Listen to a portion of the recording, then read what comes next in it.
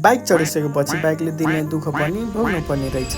Hello everyone, welcome back to Roshan cover and travel. बिहान काममा जाँदा साथीको हेलमेट लगाएर जानु पर्ने भयो। बाइकमा तेल थिएन र बाइकमा तेल हालेर उतैबाट काममा गइहाल्छु भनेर सोच्दै म पेट्रोल पम्प पुगे। यहाँ पुगिसकेपछि मलाई थाहा हुन्छ कि मेरो बाइकमा चाबी नै रहेनछ।